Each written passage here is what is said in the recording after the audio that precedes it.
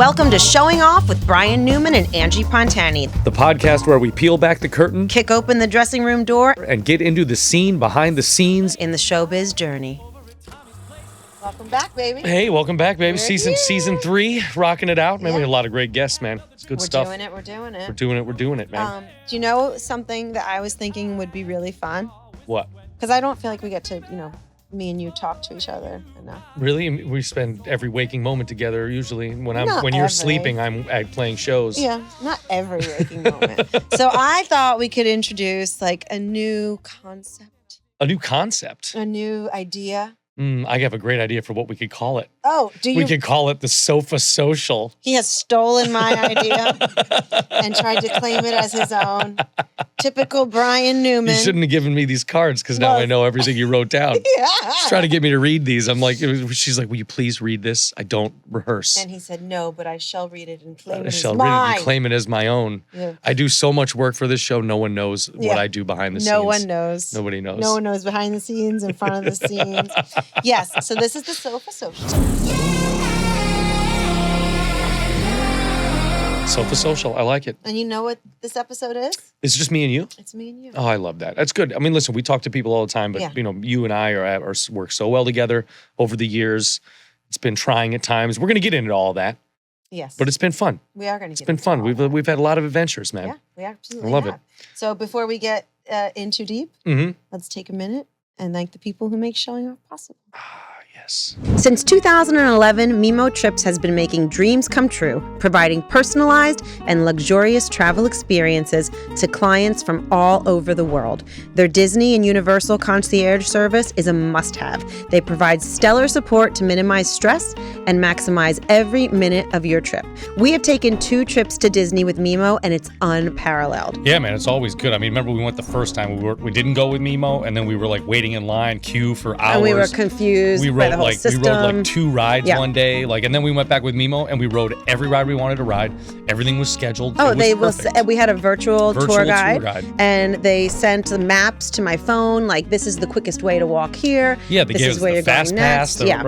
And you know me, I don't do Disney very well. No, And I really enjoyed and you it. did well. I did well. I would never go to Disney without Mimo again. I cannot recommend their service. It is absolutely required if I am going to Disney, and you want to maximize your time while you're there. So So check them out on mimotrips.com and on Instagram at mimotrips. yes, MIMOTRIPS. I cannot recommend their service enough.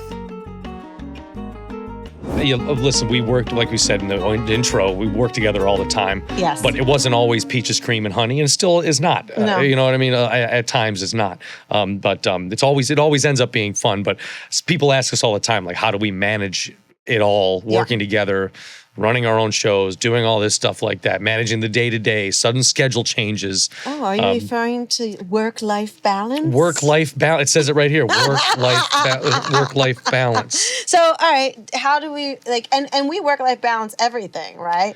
We have to. Sis, to the house, to our shows, to everything else. Yeah, because it all takes something, and something happens every time. You know what I mean? Like something throws a wrench in it every time. It's just like that's how life goes, and that's that. You got to roll with the punches the same way you got to roll with showbiz. And I think that us being from that world helps us navigate family life.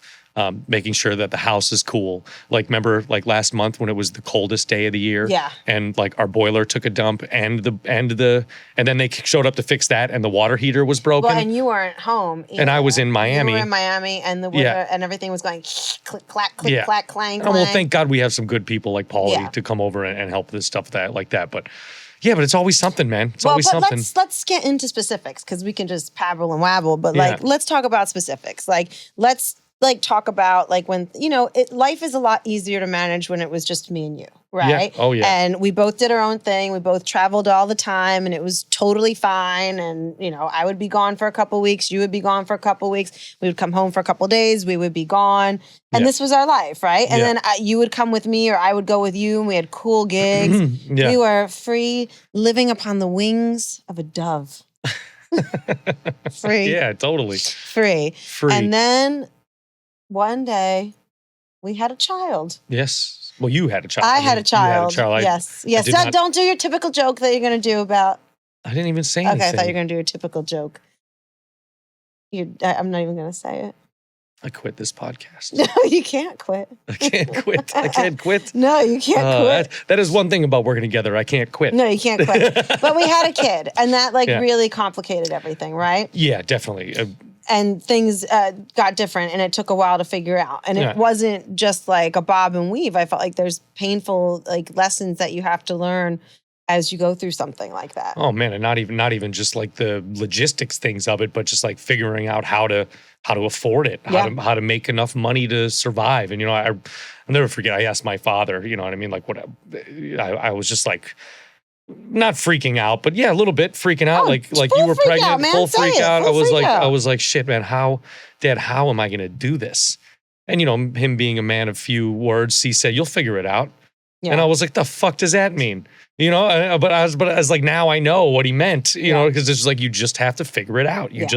Shit happens, you figure it out. No, there's not a lot of choice. Your choice is to... either sink or swim, make the money or not, to survive and do the things you need to do. No, absolutely. Remember your car? I was borrowing your car for a gig in the Hamptons, which I fucking hate.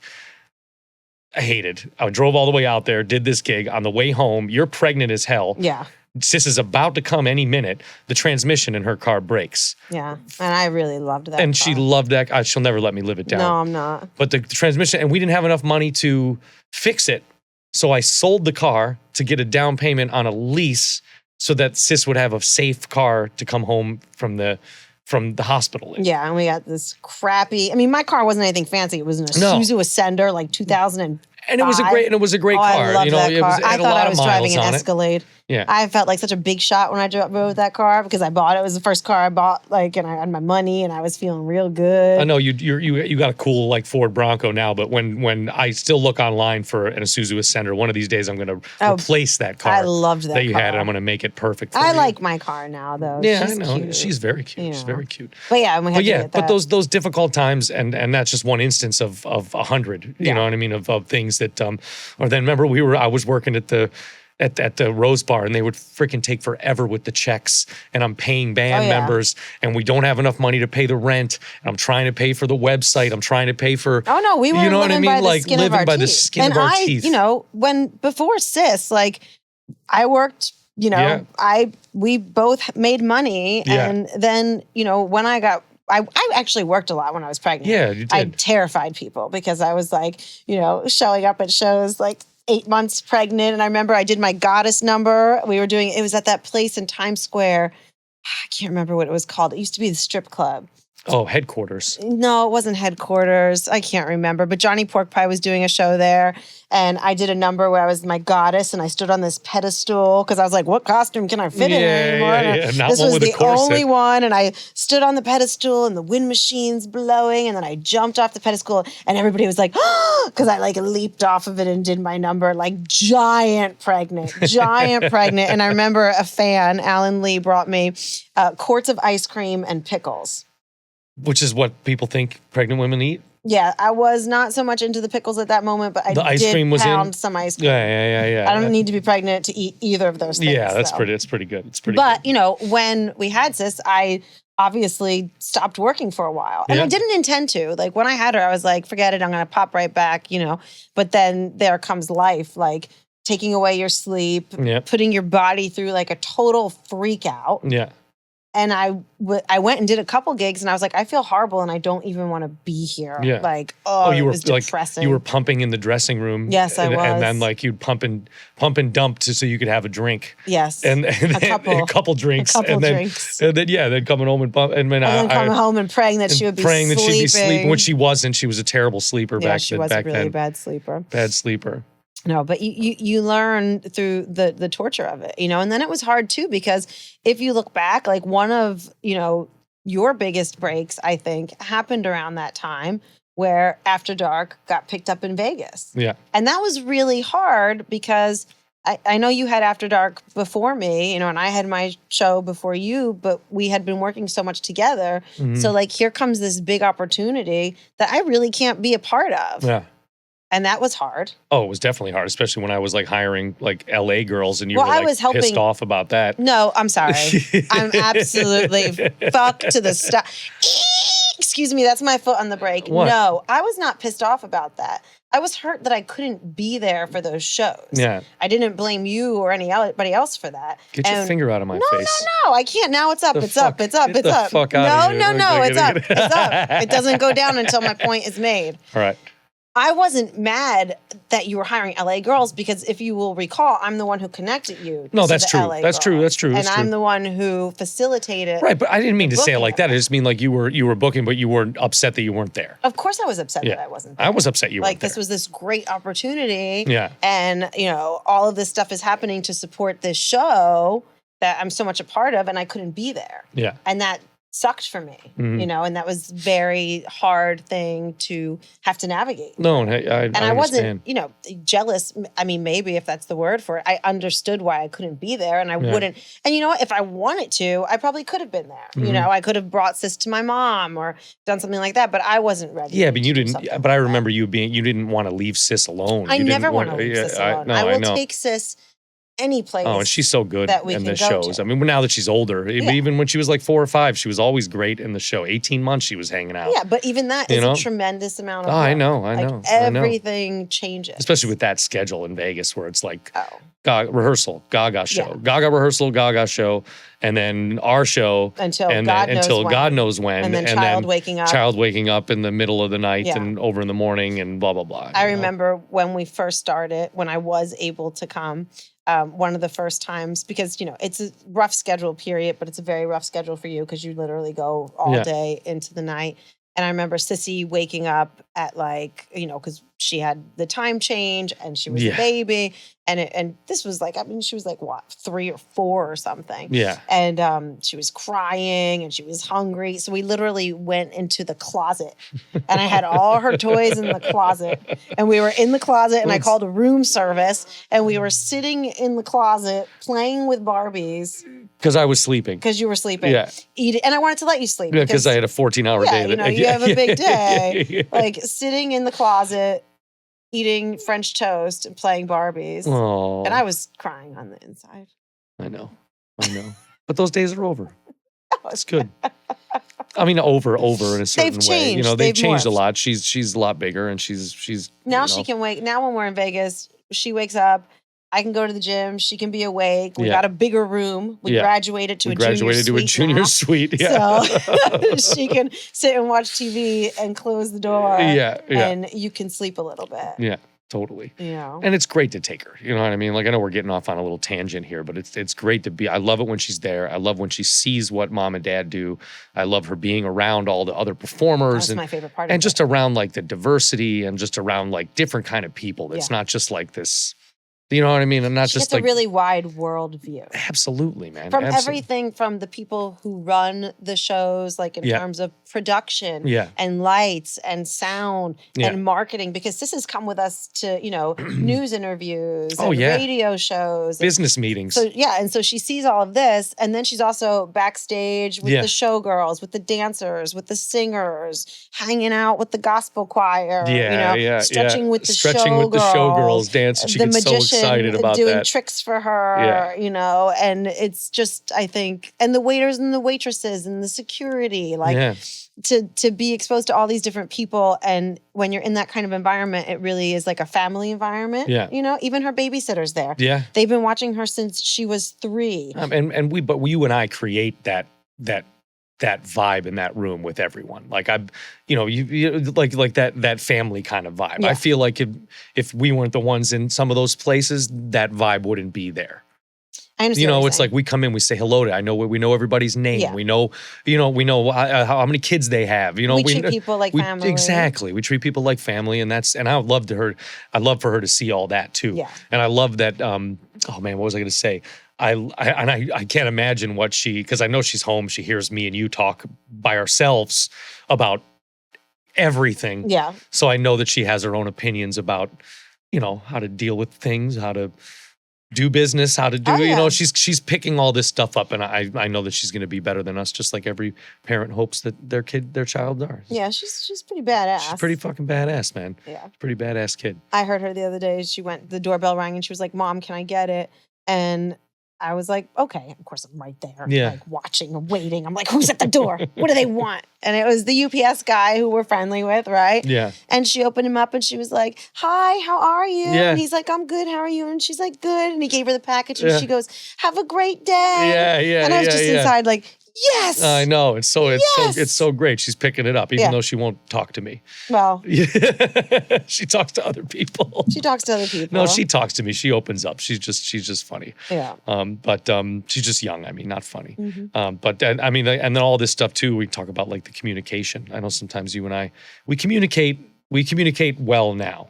Yes. In the beginning, it was not so easy, right? No, I think you have to learn how other people work. Yeah. You know, and as we've talked about so many times in the show, like you and I work very differently. Yeah. Like I'm a super preparer, you're a super winger, you know, and that can clash sometimes. Yeah. My preparing drives you crazy. You think I don't have to do all that I do. Yeah. But that's the only way that I can function. Nice, understand. And your winging provides an element of yin and yang, right? Like energy. Yeah. Like you don't know what's going to happen. Okay, let's get on this ride. Totally. You know, but what I will say is that I think I like direct communication. I love, and I know sometimes I can come across in ways that, like, you know, whatever. Well, which I feel like that took a while for me too, because like I was used to another form of partner, where it's just like they don't say what they mean, or they don't, you know what I mean, or like you used to ask someone if you're okay, and they say, yeah, I'm fine. Yeah. My instinct with that is, what's wrong? Yeah. What the hell? It's like a code. Yeah, it's like a code, but Angie's not like that. She's not like the typical. If I say I'm fine, and he's like, "What's wrong?" and then he asks, and I say I'm fine, and he asks me again, I want to lose my mind because I'm going to tell you what's wrong. Yeah, you might ignore me, but I'll tell you. What? I'm sorry, I wasn't listening. Oh, that was a good one. See, look at that spontaneity. You can't rehearse that. All right, I'm going to read your questions on here. Okay, wait. Number what 2, showbiz. No, I'm just reading. I'm okay. What's your least favorite thing about showbiz? Quick answers. Oh, excuse me. Keep it short. No. Oh. That was a little dig on your height. Your feet don't even touch the ground on the couch. Sorry. You know what? You're really having a fun time today, aren't you? Yeah. No, I want to tell a quick story now because this man doesn't learn his lesson. We were in Vegas. Maybe I just like the punishment. Hold on. We'll talk about what's your least favorite thing about showbiz. We were in Vegas. You were not in a good mood. We were doing the show. You had a really long day. We go into this segment where he asked me to explain something, and he hands me the microphone on stage, and he whispers to me, "Keep it short." Do you remember this in Vegas? I remember. And thus was born one of our greatest bits. Because I said, "Keep it short." Yeah. Piano man. Yeah. Play me a little background. Yeah. Can somebody bring me a bench? Did anybody hear this man tell me to keep it short? Because now I will encourage you to order another drink, possibly an appetizer, while I tell you the story of my life. Oh my God. So no, I feel like Ben Affleck in that picture of smoking a cigarette outside after dealing with J-Lo all day. You know what? Just kidding.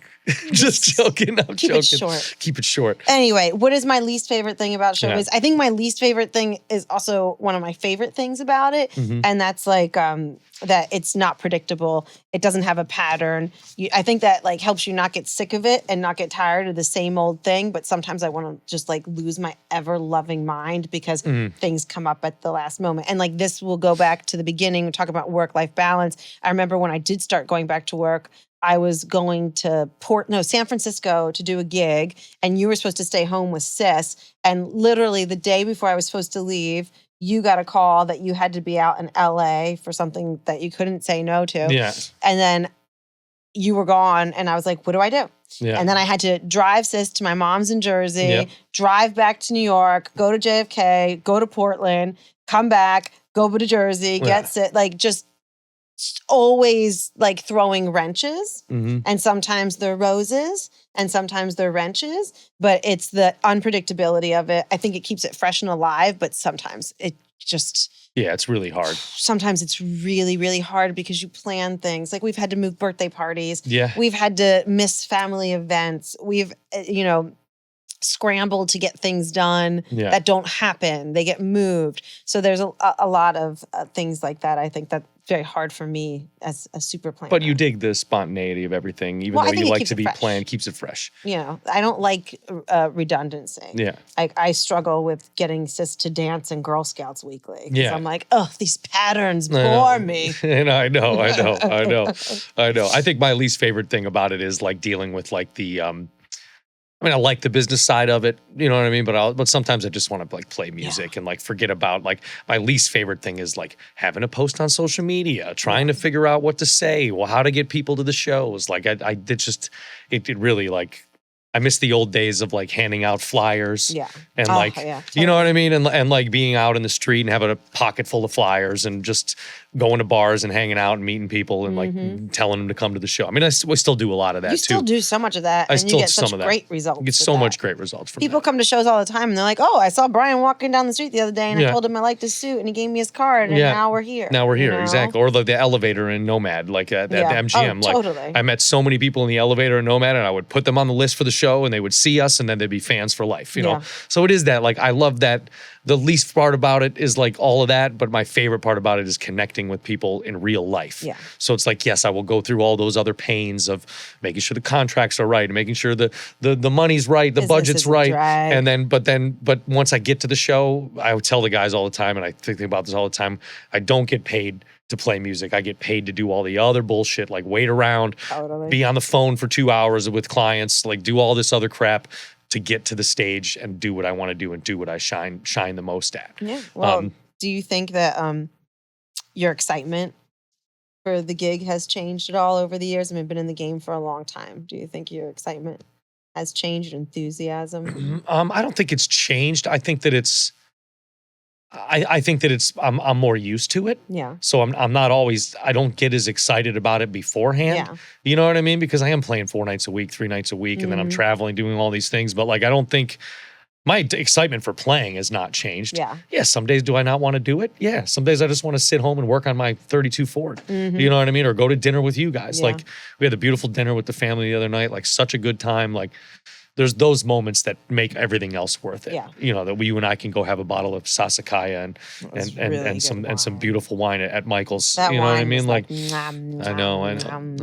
It was like dirt. Yeah, like that's rich your favorite. Dirt. It's my favorite. Like it was like in my mouth, but I didn't taste it until it was gone. That wine was a dream. If you left showbiz, would you? Wait, I want to answer the other question because I think this. Right. Like my answer to this, I think would hit with like a lot of.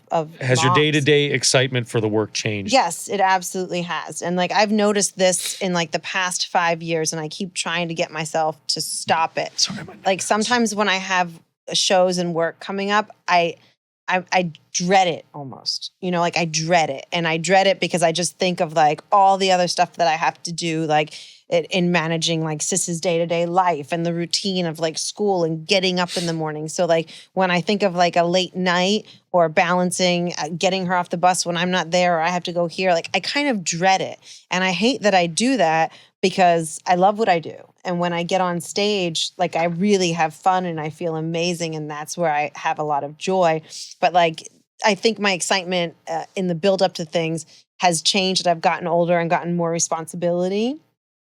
Things that I have to be held accountable to that are outside of my immediate realm, where it's like, it just stresses me out a bit. And I try to keep that stress out of the show and remain excited about it. Mm-hmm. But sometimes that's hard for me because all I'm thinking about like, okay, we're going to go on tour for a week. What am I going to do with Sis? Like, that's my first idea. Like, I don't want to be away from her. Is my mom going to be okay? I got to get my sister and then they're going to have to balance her off. And it's hard. It's hard that I can't really help you with that all the time. Yeah.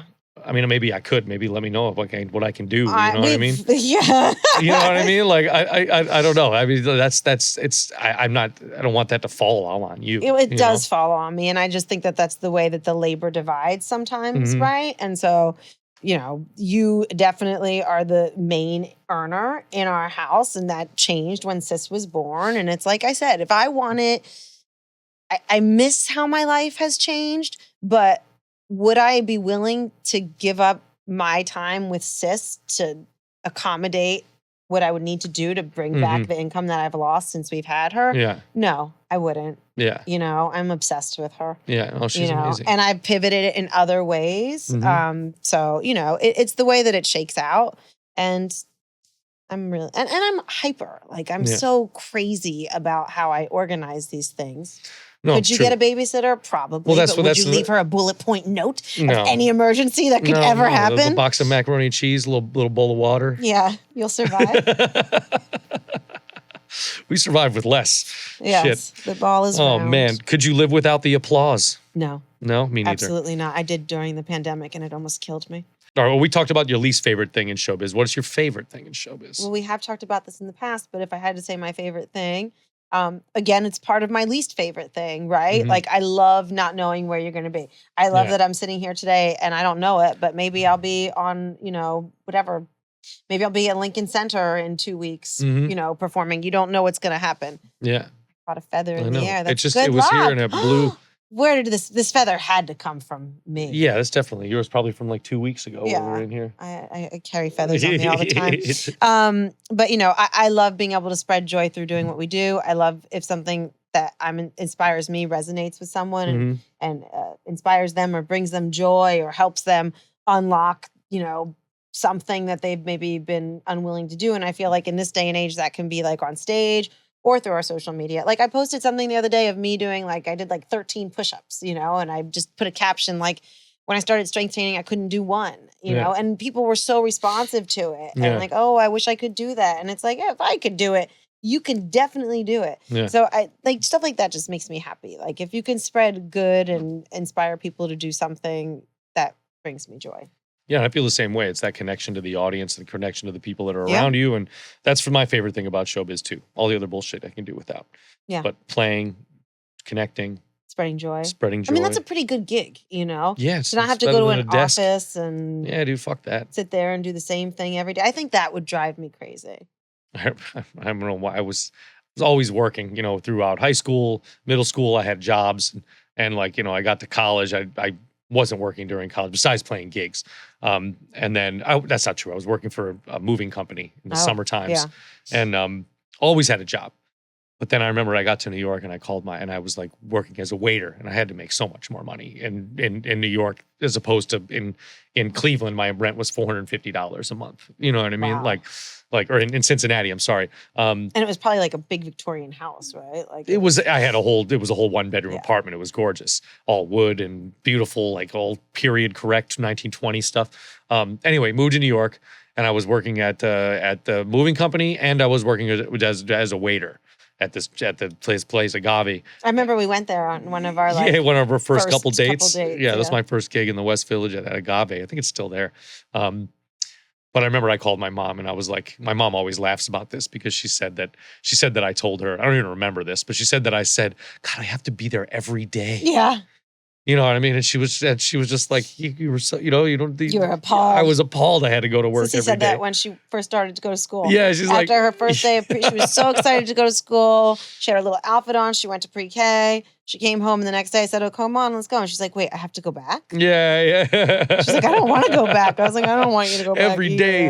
No, I never wanted to do anything I didn't want to do. So music is the obvious choice, especially as a band leader, I tried all that other stuff in New York where you're working as a sideman, and I did tons of that over my career, but I never wanted to do like the same thing over. No, man. I remember in high school, like we were reading poems and there was a poem about patterns. I have to look it up, but the end was like, what are patterns for? But it was literally just about like doing the same thing over and over and how it just slowly sucks the life out of you. Yeah, totally, man. Totally. So while the hiccups of showbiz can drive me up a wall and cause me to leave. Of course. It's hard when you don't know where your money's coming from all the time. Oh yeah, oh my God, that's like we'll talk about that like for a little while. You really don't know if you're gonna have a dry spell or you're gonna. And it can happen at any time in your career. Yeah, or even shit when I got Bell's palsy. Yeah, we were out. Thank God we had other things going on where I had other income from Pinky Ring and from all these other places we work for, but like you're just out. You never know. You never know. And you never know. You can have these years that are great where you get all these really lucrative gigs and it's smooth sailing, and then there's no guarantee that they're going to come back. No, totally. But you have to remember, and we've talked about this before too, like something always comes. Yeah, and the framework is there. Yeah, but it's hard when your bank account's starting to dip below the number that you're used to. And, you know what I mean? And then you're like, oh shit, how am I going to make this nut? You know what I mean? Like you got, Anyhow, we could talk about that all day, but yeah. the pros outweigh the cons. Yes, definitely. They do. And then we're free. We were able to do what we want. And as our careers have gone on, no one ever makes it, and perfection is not a human characteristic. No. But now we can say yes to things. We can say no to things if we want that's to. Always, that was a big moment in my career when I was just like you got to say no, man. I had to put a Post-it on my computer because I was just so, I would always say yes. People would call me yes, yes, because you need to a certain point. And then when I was like, I don't need to say yes anymore, I literally had to put a Post-it there. And it was like, just say, let me get back to you. Yeah. Don't say yes. Say, let me get back to you. Yeah. And like, stop and think. Like, in a month, am I going to want to go to Delaware for $200? Yeah. Is it worth it? You know, like, just stop and sometimes think. when you do that, that's when more money comes in for those, for other shows that you want to do. Yeah. You have to stop and think about it. Yeah, you do. About what you want to do and where it can take you. But you do. It was a luxury to be able to not say yes to everything. For sure. Did you ever think that you would be married to a burlesque performer? Was it on your vision board? I mean, I know it was your screensaver. I never wanted to get married. I never wanted to have kids. I wanted to be a bachelor, playboy. Forever. But then I met you and it changed my whole opinion. I remember your mom said when you took me home, she's like, we are so happy he met somebody who understands him and showbiz. We didn't think he was ever going to meet somebody. Said that? Yes. And I thought it was really funny. She was like, we're so happy you understand his lifestyle. I was like, well, I don't know if I understand his lifestyle. You still don't understand my lifestyle. I do lifestyle. understand the schedule. Do you understand my lifestyle now? No. This is a mystery to me. What is it that's a mystery? Your energy sources.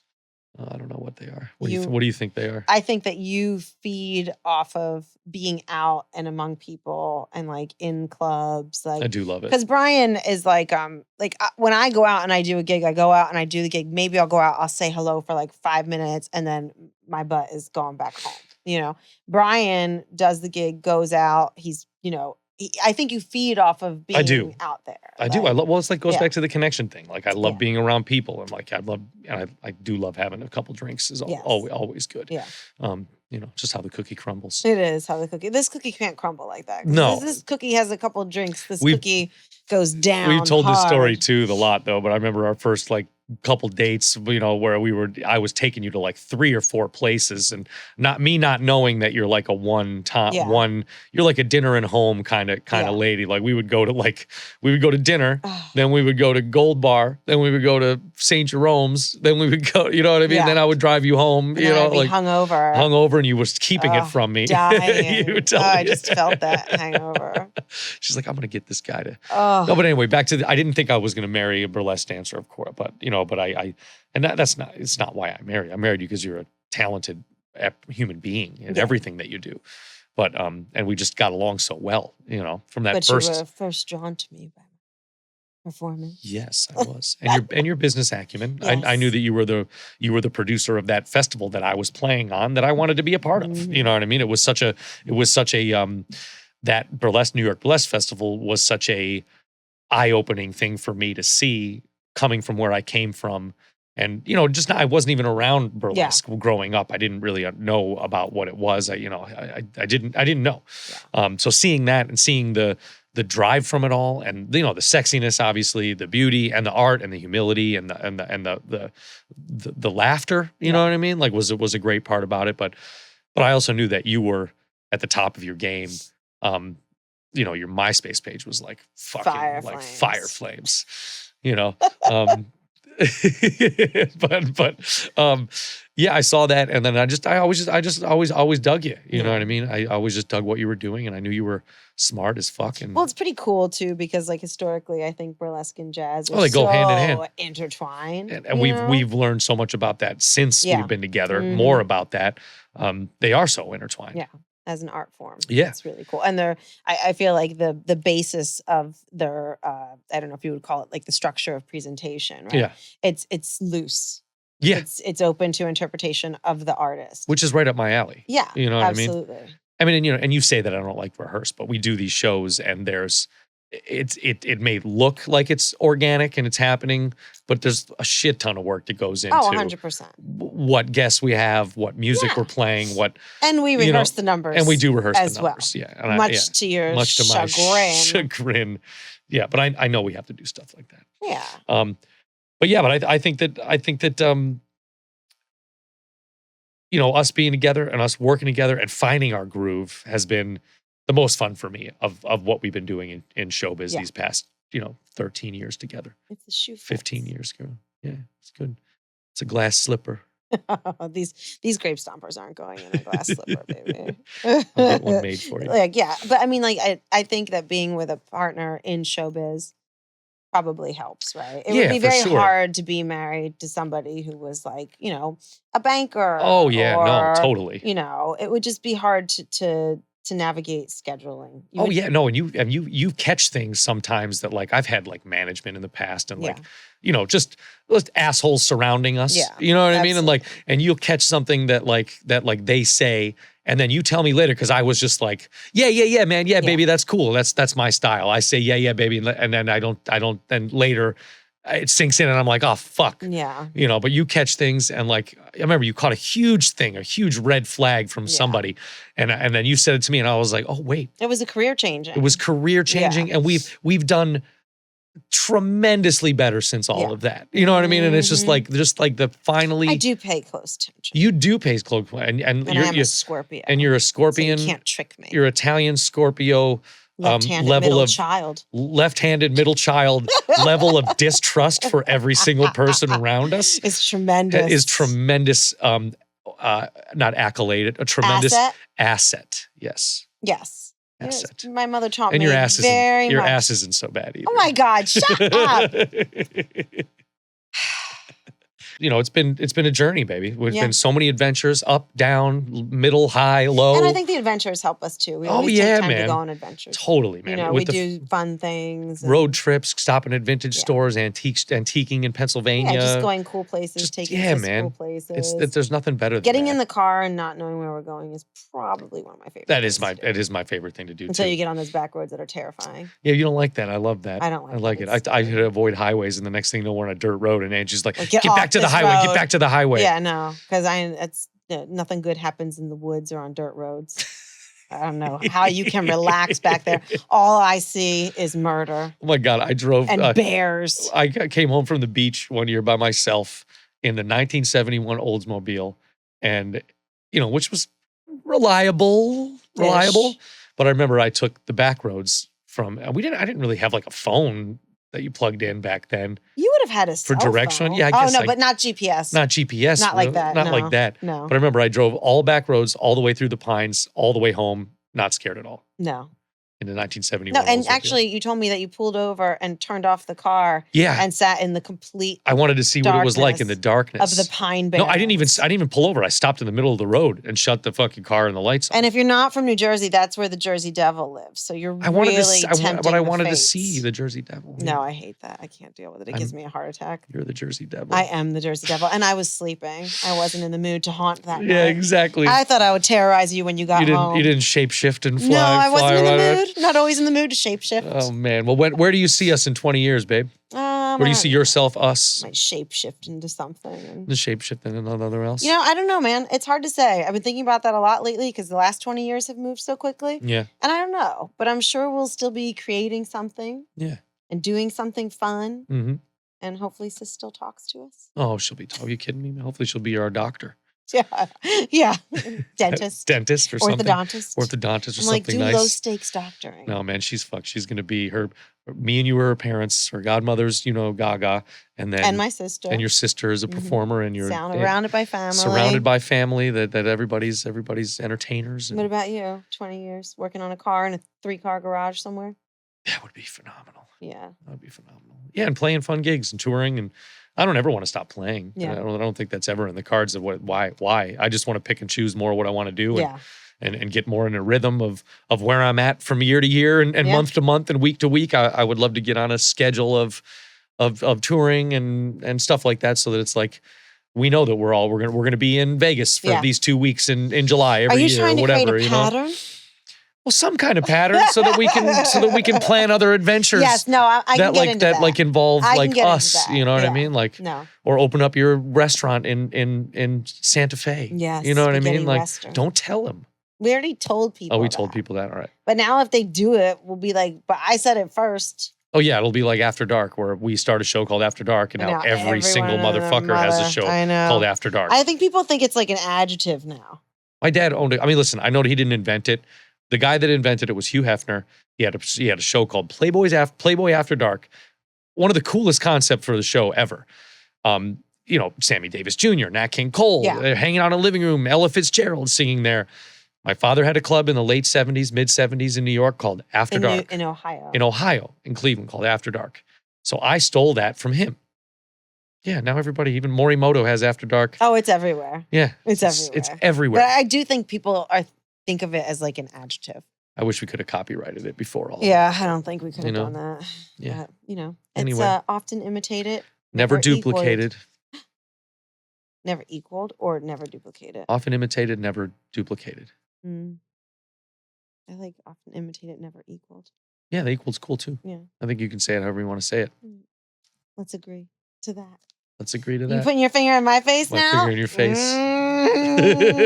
Look at her extension. Yes, look at that nail. This finger is more dangerous than your finger. Definitely. I love you, baby. Definitely. I love you too, baby. Well, do you like the sofa? Wait, yeah, the sofa. We should do this every season. Sofa social. We should do this. Let us know in the comments and send us an email, whatever if you think we should do this more. Yeah. Maybe once a season we can sit down and talk to each other. Get into our deepest feelings. All right. Yeah, I'm done talking to you. All right, I love you. Love you too. I'm gonna go be quiet for 7 hours. Yes, that's right. 7 hours. I'm gonna go work on my car. You've used all your words today. Yes, I used too many of them. As usual. I love you. I love you too. Thanks, Ange. Thanks, B. Welcome to Showing Off, guys. Thanks for listening. Showing Off is brought to you by Base Creatives and produced by Scott Frederick, Ellis Frederick, Sam Fong, Brian Newman, and Angie Pontani. Showing Off is recorded at Brooklyn Podcasting Studios with sound engineer Josh Wilcox. Audio and video post-production editing by Ricky Fernandez. Production coordinator Sam Kuna. Set design by Stephen Hamill. And our theme song, Take Me Back to Brooklyn, is written and performed by yours truly, Brian Newman. Be sure to follow us on YouTube, Instagram, and TikTok at Showing Off Pod for even more content from this week's episode. And don't forget to leave a rating and review.